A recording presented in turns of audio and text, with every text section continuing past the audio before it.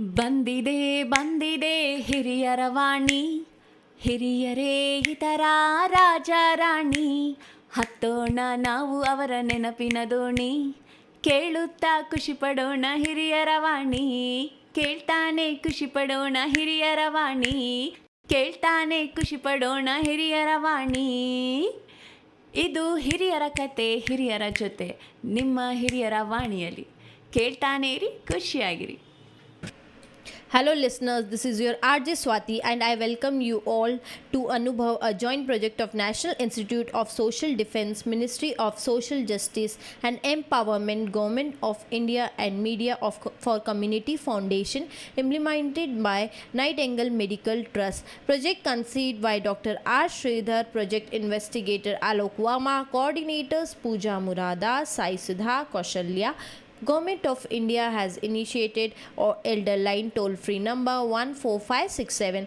Elders or anyone on behalf of elders can call between morning 8 a.m. to 8 p.m. for any question, queries and support to elderly. So today we have here Mr. KL Rao, who is going to share some shlokas on Ganesh Chaturthi and some puja. So we are ready to listen to it. So please welcome Mr. KL Rao. So here it's up to Mr. KL Rao. One can learn the following few things from Ganesha. Big ears convey that one should be a good listener. Listening is an important skill. Patiently listening and try to understand what the other person wants to convey. Small eyes represent microscopic vision, meaning ability to observe minutely. Big head suggests us to be broad-minded and non-judgmental. Trunk, a trait of being careful and alert in present for the future. Big belly indicates good capacity to digest and learn quickly. Broken tusk symbolizes power of sacrifice. Vakratunda महाकाय सूर्यकोटि समप्रभ निर्विघ्नं कुरु मे देव सर्वकार्येषु सर्वदा. अगजानन पद्मार्कं गजाननमहर्निशम् अनेकदन्तं भक्तानां एकदन्तमुपास्महे. शुक्लांबरधरं विष्णुं शशिवर्णं चतुर्भुजं प्रसन्नवदनं ध्यायेत् सर्वविघ्नोपशान्तये. अर्धांगपूजा. गणेशाय नमः. पादौ पूजयामि. एकदन्ताय नमः. गुल्फौ पूजयामि. शूर्पकर्णाय नमः. जाननी पूजयामि. विघ्नराजाय नमः. जंघौ पूजयामि. आँखवाहनाय नमः. ऊरुं पूजयामि. हेरम्बाय नमः. कटिं पूजयामि. लंबोदराय नमः. उदरं पूजयामि. गणनाथाय नमः. नाभिं पूजयामि. गणेशाय नमः. हृदयं पूजयामि. स्थूलकण्ठाय नमः. कण्ठं पूजयामि. स्कन्दाग्रजाय नमः. स्कन्धौ पूजयामि. पाशहस्ताय नमः. हस्तौ पूजयामि. गणवक्त्राय नमः. वक्त्रं पूजयामि. विघ्नहन्त्रे नमः. नेत्रे पूजयामि. शूर्पकर्णाय नमः. कर्णौ पूजयामि. फालचन्द्राय नमः. ललाटं पूजयामि. सर्वेश्वराय नमः. शिरः पूजयामि. विघ्नराजाय नमः. सर्वाण्यांगानि पूजयामि. अथैकविंशतिपत्रपूजा. सुमुखाय नमः. माचीपत्रं पूजयामि. गणाधिपाय नमः. बृहदीपत्रं पूजयामि. उमापुत्राय नमः. बिल्वपत्रं पूजयामि. गजाननाय नमः. दूर्वालयुग्मं पूजयामि. हरसूनवे नमः. दुत्तूरपत्रं पूजयामि. लंबोदराय नमः. बद्रीपत्रं पूजयामि. गुहाग्रजाय नमः. अपामार्गपत्रं पूजयामि. गजकर्णाय नमः. तुलसीपत्रं पूजयामि. एकदन्ताय नमः.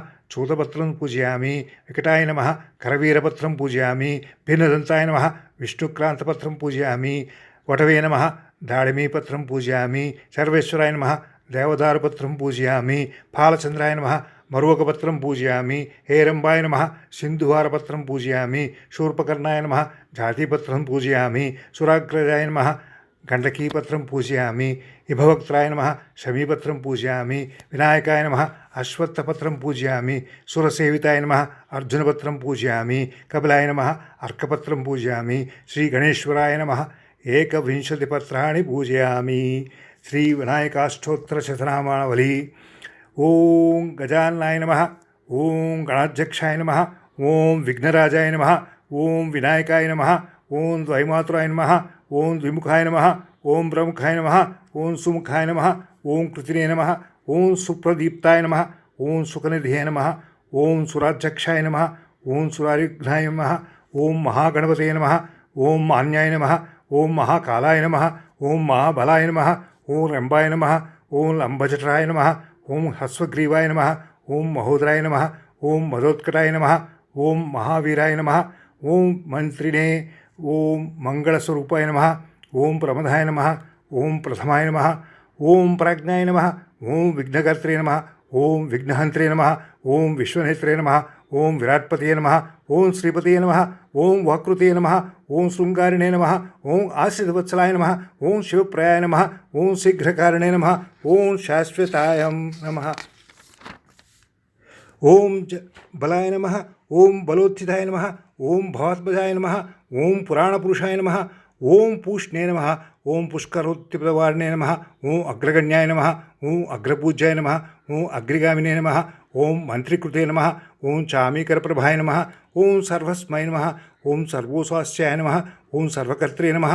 ఓం సర్వనేత్రే నమః. ఓం సర్వసిద్ధిప్రదాయ నమః. ఓం సర్వసిద్ధియే నమః. ఓం పంచహస్తాయ నమః. ఓం పార్వతీనందనాయ నమః. ఓం ప్రభవే నమః. ఓం కుమారగురవే నమః. ఓం అక్షోభ్యాయ నమః. ఓం కుంజరాసుర నమః. భంజనాయ నమః. ఓం ప్రమోదాయ నమః. ఓం మోదకప్రియాయ నమః. ఓం కాంతిమతే నమః. ఓం ధృతిమతే నమః.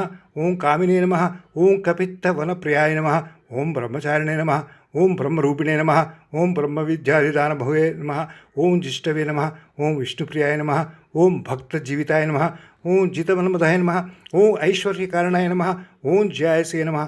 ఓం యక్షకిన్నరసేవితాయ నమః. ఓం గంగాసుతాయ నమః. ఓం గణాధీశాయ నమః. ఓం గంభీరనిదాయ నమః. ఓం వటవే నమః. ఓం అభీష్టవరదాయ నమః. ఓం జ్యోతిషే నమః. ఓం భక్తనిధే నమః. ఓం భావగమ్యాయ నమః. ఓం మంగళప్రదాయ నమః. ఓం అవ్యక్తాయ నమః.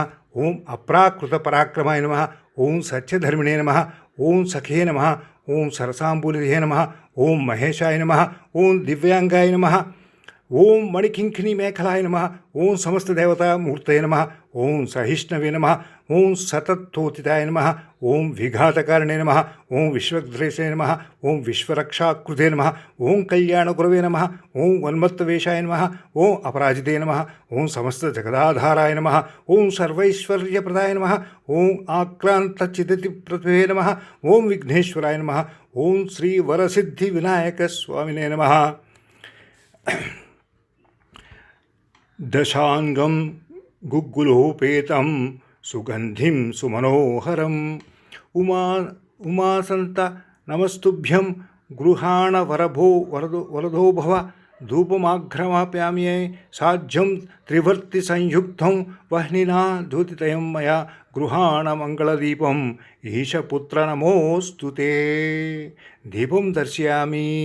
సుగంధాన్ సుకృతాన్ శైవ మోదకాన్ కృతపాచితాన్ నైవేద్యం గృహ్యతాం దేవ చలముద్ధై ప్రకల్పితాన్ భక్ష్యం భోజ్యం చ లేహ్యం చ చోహ్యం పానీయం ఏవ చ ఇదం గృహాణ నైవేద్యం మయా దత్తం వినాయకం మహానైవేద్యం సమర్పయామి. పూగీఫలసమాయుక్తం నాగవల్లీదళైరుధ్యం కర్పూరచూర్ణసంయుక్తం తాంబూలం ప్రతిగృహ్యతాం. తాంబూలం సమర్పయామి. సదానందద విఘ్నేశ పుష్కలాని ధనాని చ భూమ్యాం స్థితిని భగవన్ స్వీకురుష్వ వినాయక సువర్ణమంత్రపుష్పం సమర్పయామి. ఘృతవర్తి సహస్రైశ్చ కర్పూర శకలైస్తథా నీరాజనం మయా దత్తం గృహాణ వరదో భవ నీరాజనం సమర్పయామి.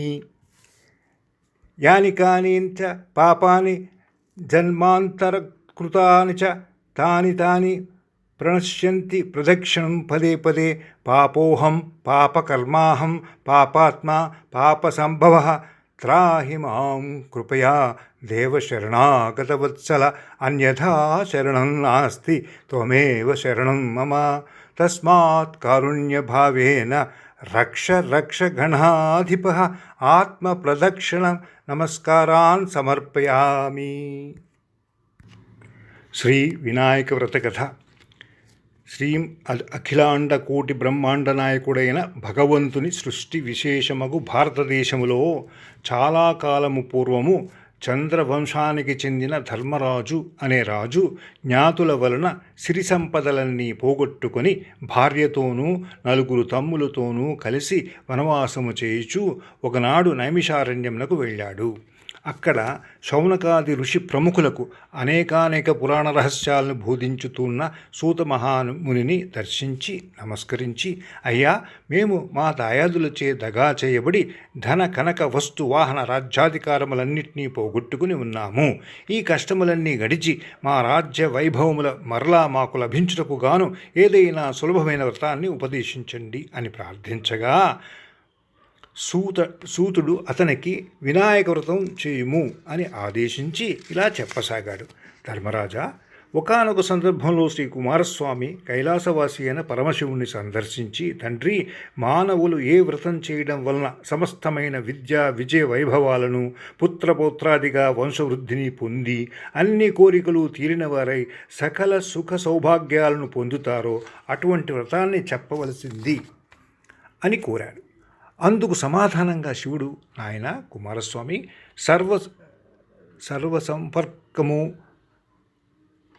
సర్వసంపత్కరము ఉత్తమము ఆయుష్కామార్ఘ సిద్ధిప్రదము అయిన వినాయక వ్రతం అనే ఒకటి ఉంది. దీనిని భాద్రపద శుద్ధ చవితి నాడు ఆచరించాలి.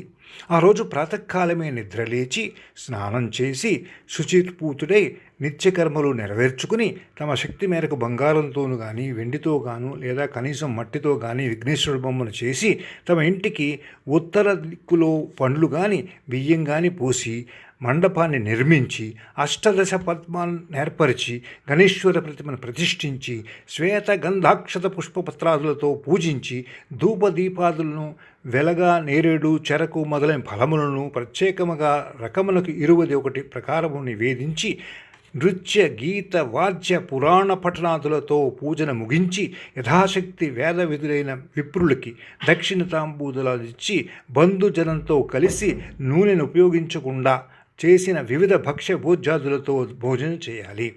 మర్నాడు ఉదయం స్నానసంధ్యలు పూర్తి చేసుకుని అనంతరం పునఃపూజన చేసి శక్త్యానుసారంగా గణపతికి మౌంజీ కృష్ణాజిన దండకమండు ఉపనీతములనిచ్చి ఇతర బ్రాహ్మణులను దక్షిణ భోజన తాంబూలాలతో తృప్తులను చేయాలి. ఈ విధంగా ఎవరైతే ఈ వినాయక వ్రతాన్ని చేస్తారో వాళ్ళకి శ్రీ గణపతి ప్రసాదం వలన సకల కార్యములు సిద్ధిస్తాయి.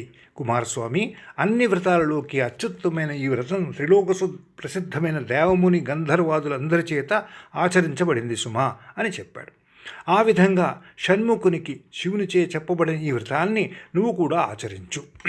ఓ ధర్మరాజా, నువ్వు ఈ వ్రతాన్ని చేసినట్లయితే తప్పనిసరిగా శత్రువులను జయించి సమస్త సుఖాలను పొందుతావనడంలో ఏమీ సందేహం లేదు. గతంలో విదర్భ యువరాణి దమయంతి ఈ వ్రతం చేయడం వల్లనే తాను ప్రేమించిన నలమహారాజును పెంటాడగలిగింది. శ్రీకృష్ణునంతటి వాడు కూడా ఈ వ్రతం చేయడం వల్లనే శమంతకమణితో బాటుగా జాంబవతి సత్యభామలనే 2 కన్యాములను కూడా పొందగలిగాడు. ఆ కథ చెబుతాను విను. శమంతకోపాఖ్యానం. సత్రాజిత్ అనే రాజు యొక్క భక్తికి మెచ్చి సూర్యుడు అతనికి శమంతకమణిని ప్రసాదించాడు. ఒకానొక సందర్భంలో శ్రీకృష్ణుడు ఆ మణిని తనకిమ్మని సత్రాజిత్తుని అడిగాడు. కానీ సత్రాజిత్తు తిరస్కరించాడు. తదుపరి కాలంలో సత్రాజిత్తు తమ్ముడైన ప్రసేనజిత్తుడనేవాడు ఆ మణి పొదిగిన హారాల్ని తాను ధరించి అడవిలో వేటకు వెళ్ళాడు. అక్కడొక సింహం అతన్ని వధించి ఆ మణినొక మాంసఖండంగా భావించి ఎత్తుకుని పోతూ ఉండగా ఆ అడవిలోనే ఉన్న జాంబవంతుడనే భల్లూకరాజు సింహాన్ని చంపి ఆ మణిని తాను తీసుకుని తన కుమార్తెన జాంబవతికి ఇచ్చాడు. కానీ శమంతకమణి మీద ఆశ కలిగి ఉన్న శ్రీకృష్ణుడే తన తమ్ముడిని చంపి దాన్ని దొంగిలించి ఉంటాడని సత్రాజిత్తు ఒక పుకారును లేవదీశాడు. ప్రజలంతా ఇది నమ్మసాగారు. ఆ వార్త విని బాధపడిన బలరాముణ్ణి ఓదారుస్తూ శ్రీకృష్ణుడు, అన్నయ్య బాధపడకు, వినాయక చవితి నాడు పాలపత్రలో చంద్రుడి ప్రతిబింబం చూడడం వల్లనే నాకు ఈ అపవాదు కలిగింది అని చెప్పాడు. చవితి చంద్రుడికి అపవాదికి సంబంధం ఏమిటని బలరాముడు అడగ్గా శ్రీకృష్ణుడు ఇలా చెప్పసాగాడు. శ్రీ వినాయకుడు చంద్రుని శపించుట. శ్రీ వినాయకుని జన్మదినమైన ఒకానొక భాద్రపద శుద్ధ చవితి నాడు కైలాసంలో కుబ్జరూపధరుడైన విఘ్నేశ్వరుడు ఆనందతాండవం చేస్తుండగా అక్కడే ఉన్న చంద్రుడిని చూసి అపహాస్యం చేశాడు. అందుకు కోపించిన వినాయకుడు, ఒరి చవితి చంద్రుడా, ఈ రోజు నుంచి నిన్ను చూసిన వాళ్ళందరూ నీలాపనిందల పాల అవుదురుగాక అని శపించాడు. అనంతరం చంద్రుడు దేవతలు కలిసి ప్రార్థించిన మిత్ర భాద్రపద శుద్ధ చవితి ఆ జన్మదినం నాడు శివుడు కుమారస్వామికి చెప్పిన విధంగా నన్ను పూజించి ఈ కథ చెప్పుకొని ఆ కథాక్షతలను ధరించిన వారు త్వరలోని అపవాదుల నుంచి బయటపడి అన్ని విధాలైన సుఖ సంపద సౌభాగ్యాలను పొందుతారని వరమిచ్చాడు. ఆ సంగతి తెలిసి కూడా నేను గత వినాయక చవితి నాడు ఆయన పూజించకుండానే ఆ రాత్రి పాలకుండలో చంద్రుడి ప్రతిబింబం చూడడం జరిగింది. అందువల్లనే ఈ అపనింద పడ్డాను అని వివరంగా చెప్పాడు. అది విని బలరాముడు తక్షణమే శ్రీకృష్ణుడి చేత ప్రాయశ్చిత్త సహితంగా వినాయక వ్రతం చేయించాడు. అలా వ్రతం చేసుకుని కథాక్షతలను ధరించి కృష్ణుడు తన అపనిందను ఆపుకునేందుకు గాను బయలుదేరాడు. జాంబవత్యుపాఖ్యానం మరియు సత్యభామ పరిణయం. ఆ విధంగా శ్రీకృష్ణుడు సరాసరి ప్రసేనజిత్తు వెళ్ళిన అడవికి వెళ్ళి అక్కడ అతని మృతకళేబరాన్ని దాని చెంతనే ఉన్న సింహపు అడుగుజాడల్ని చూసి వాటిని వెన్నంటి వెళ్ళి జాంబవంతుడి జాడలు తెలుసుకుని అతని గుహలోకి ప్రవేశించాడు. జాంబవతుడి కూతురు జాంబవతి ఆమె యొక్క క్రీడలకి వేళీకందుకంగా కట్టి ఉంది సమంతకమణి. దానిని తీసుకోబోయిన శ్రీకృష్ణుని జాంబవంతుడు నిరోధించాడు. ఇద్దరికి యుద్ధం జరిగింది. జాంబవంతుడు ఓడిపోయాడు. సమంతకమణితో బాటే కూతురైన జాంబవతిని కూడా శ్రీకృష్ణునికి సమర్పించుకున్నాడు. మణితోనూ కన్యామణితోనూ మరలి వచ్చిన కృష్ణుడు జరిగింది అందరికీ చెప్పి మణిని సత్రాజిత్తుడికి ఇచ్చాడు. కృష్ణుడి అనుమానించి నిందించినందుకు సిగ్గుపడ్డ సత్రాజిత్తు తన కుమార్తె అయిన సత్యభామను కూడా శ్రీకృష్ణునికే ఇచ్చి వివాహం జరిపించాడు. ధర్మరాజా, వృత్తాసురుణ్ణి చంపేందుకు ఇంద్రుడు, గంగను భూమికి తెచ్చేటప్పుడు భగీరథుడు, క్షీరసాగర మథనమప్పుడు దేవదానవులు, సీతాన్వేషలో శ్రీరాముడు, కుష్ఠవ్యాధి నివారణకు సాంబుడు కూడా ఈ వినాయక వ్రతాన్ని చేసి విజయ ఆయురారోగ్యాలను పొందారు. తన వ్రతం చేసిన భక్తులు తలచిన పనులని తక్షణమే సిద్ధింపచేస్తాడు. కనుకనే వినాయకుడు సిద్ధి వినాయకుడు అన్నారు. విద్యార్థులకు విద్యని, జయార్థులకు జయాన్ని, ధనార్థులకు ధనాన్ని, పుత్రార్థులకు పుత్రుల్ని ప్రసాదిస్తుంది ఈ వ్రతం. వితంతువులు పూజించినట్లయితే మరే జన్మలోనూ వైధవ్యాన్ని పొందరు. కాబట్టి ధర్మరాజా, నువ్వు వ్రతం చేసి నీ శత్రువును గెలిచి మరలా రాజ్యాన్ని పొందు. సమస్త బ్రహ్మ క్షత్రియ వైశ్య శూద్రాదులు ఈ వ్రతాన్ని యథావిధిగా ఆచరించి శ్రీ గణపతి అనుగ్రహం చేత సకల ఐశ్వర్యాలను పొందుదురుగాక అని సూతులు చెప్పగా విని ధర్మరాజు వ్రతం చేసి కష్టములు తీరి శత్రువులను గెలిచి రాజ్యాన్ని సంపాదించుకొని మహారాజుగా పట్టాభిషిక్తుడయ్యాడు. ఓం సత్సత్. శ్రీ వినాయక వ్రత కథ సంపూర్ణం. తొండమునే కదంతమును తోరపు బొజ్జయు వామహస్తమున్ మెండుగమ్రోయు గజ్జెలను మెల్లని చూపులు మందహాసమున్ కొండొక గుజ్జు రూపమున కోరిన విద్యలకెల్ల నొజ్జయై ఉండెడు పార్వతీతనయ ఓయి గణాధిప నీకు మృక్కెదన్. తలచెదనే గణనాధుని తలచెదనే విఘ్నపతిని తలచిన పనిగా తలచెదనే హేరంబుని తలచెద నా విఘ్నములను తొలగుట కొరకున్. అటుకులు కొబ్బరి పలుకులు చిటి బెల్లము నానబ్రాలు చెరుకు రసంబున్ నిటలాక్షు నగ్రసుతునకు బడుతరముగ విందు చేసి ప్రార్థింతుమదిన్. ఓ బజ్జ గణపయ్య నీ బంటు నేనయ్య ఉండ్రాళ్ల మీదికి దండు పంపు కమ్మని నేయిను కడు ముద్దపప్పును బొజ్జ విరగగదినుచు పొరలు కొనుచు. మన తెలుగు వాళ్ళు అమెరికా, ఆస్ట్రేలియా, కెనడా, దుబాయ్ వంటి ఇతర దేశాల్లో ఉన్నారు. వాళ్ళు అడాప్టబిలిటీ, ఫ్లెక్సిబిలిటీతో మన కల్చర్ కాని కల్చర్ ప్లేస్లో, మన క్లైమేట్ కాని క్లైమేట్ ప్లేస్లో ఉన్నారు. వాళ్ళు ఈ గణపతి వినాయక చవితి నాడు గణేషుని పూజ చేసుకుని తరిస్తారని ఆశిస్తూ Lakshmanarao. Thank you so much, sir, for your sharing your wonderful puja. We really enjoyed it, and your shlokas definitely. Thank you so much, sir. Listeners, I hope you too have enjoyed to the music. You too have enjoyed the puja. Stay tuned to Hiraravani for more such interesting programs. Government of India has initiated Elder Line toll free number 14567. Elders or anyone on behalf of elders can call between morning 8 a.m. to 8 p.m. for any question, queries and support to elderly. Bye for now. Take care.